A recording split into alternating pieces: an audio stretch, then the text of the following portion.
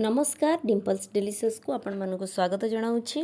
चलतु जन्माष्टमी उपलक्षे बनैबा आम राजभोग श्रीखंड श्रीखंड बनैबाई मुझे 1 लिटर क्षीर दही नहीं जाइए। घरे बनैबा दहीटा टिके फ्रेश होते भल होता है। आपड़ जो चाहिए मार्केट फ्रेश दही ये व्यवहार करेंगे। देखो मोर दहीटी पूरा गाढ़ा अच्छी। तो यही दहीटी को आम प्रथम गोटे बाउल नहीं जावा। आपण साइज्रे कौन सी भी बाउल नहीं पारे, किंतु देखिए आपण छणा जो रखिए सेटा जमी परफेक्ट माने पड़ोनी जमी सेमती सठिक भाव में मापी नहीं जी। गोटे बाउल उपर भल भाव छणा रखिने। तापर गोटे पतला कटन कपड़ा ने, मोटा नेबेनी, पतलार कटन कपड़ा होता दरकार। से कौन भी कपड़ा हेले चलो कि मुस्लिन क्लथ जदि मिलूब मार्केट रू आणिक व्यवहार करेंगे। प्रथमे आम सबूतिक दही देदेबा। एठी मोर सबूतिक दही आसी नथिला, अल्प जमिति 50 ml दही एठी बंची जाइथिला, आउ एटा भरी जाइथिला तो हेई नथिला।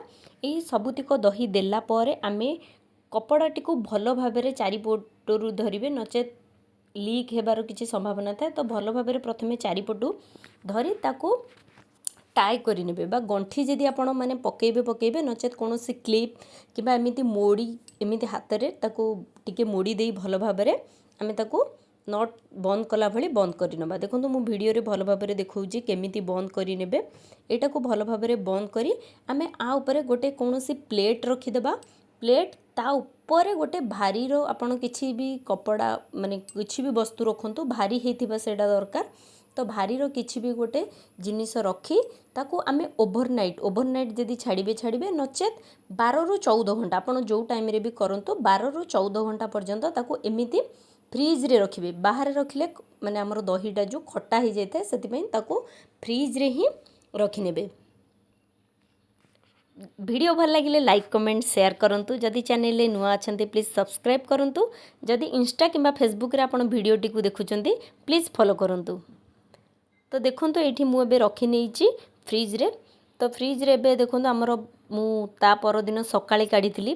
तापर देखो ये मुझे देखुचे नॉर्मली आमको गोटे दही रो पनीर बनइबार अच्छे। यहाँ मोर टिके मु बड़ साइज रो बाउल जो प्रथमे नहीं से छोट साइज रो बाउल थिला। तो मोर दही पानीटा टिके लगी जाइथिला, मु सेति मझिरे चेंज कर देइथिली जोटा कि वीडियो शूट करनथिली।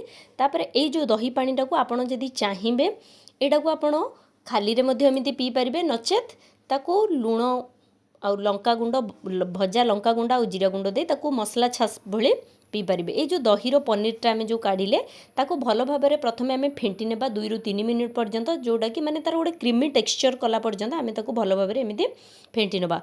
एई सबू को आम भल भाव में फेंटी सारा पर एठी मु गुंड चीनी व्यवहार करछे। जदि चाहिए आपण गोटा चीनी व्यवहार करेंगे, किंतु गोटा चीनी टिके मिसवा को टाइम लगी था। से जो आमर गुंड बा पाउडर चीनीटा टिके जल्दी मिसी जाए। मु 4 चामच नचेत 3 चामच नॉर्मल चामच रे मु 3 चामच आउ अध चामच चीनी नहीं, जोटा कि मीठा परफेक्ट आपण जो मार्केट रू श्रीखंड आणुथिबे सेटा बहुत मीठा हो जाए, जोटा कि टेस्ट माने बहुत माने पाटी की भल लगी नथाय एते।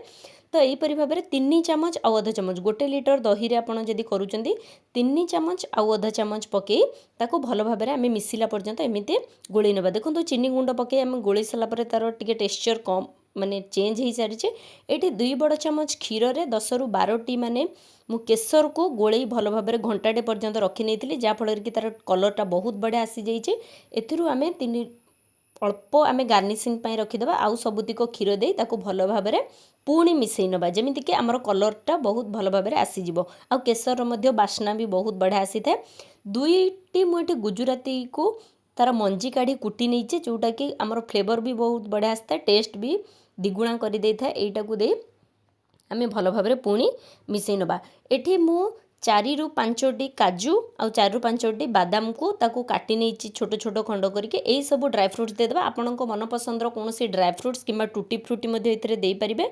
एटा देखंतु मु गोटे घीर वीडियो छाड़ची, जो घीर वीडियो मु एमिति फ्रेश क्रीम ही डायरेक्ट नहीं जाए पैकेट मिल्क रू। जदि आपण चाहिए ये अमूल रो जो फ्रेश क्रीम आसे सेटा को मध्य व्यवहार करेंगे, नचेत आपण पाखे जदि क्षीर सर थी सेटा को मध्य एमिति अल्प समय पे क्रीमी टेक्सचर आसला पर्यंत फेंटी नेबे।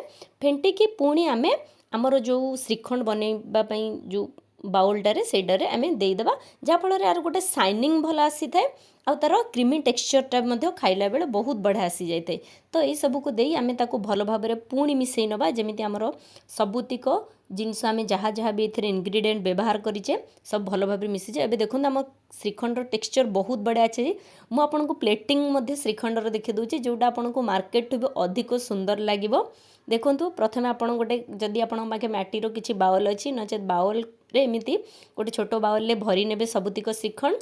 तापरे किछु अल्प ड्राई फ्रूट्स को जेमिति पिस्ता हे गला काजू किंबा बादाम आपनको मन पसंदर कोनोसी भी ड्राई फ्रूट्स को एमिति ता ऊपर सजै नेबे।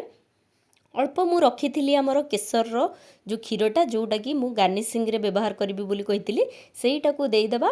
तापरे एठी आमे आउ अल्प आमर जो गोलापर ये मु पेटाल यूज करछि जदि आपनको पाखरे अच्छी व्यवहार करि परिबे नचेत एटा स्किप मध्य करि परिबे जोटा कि आमर फोटोटी बहुत सुंदर आसीथिला।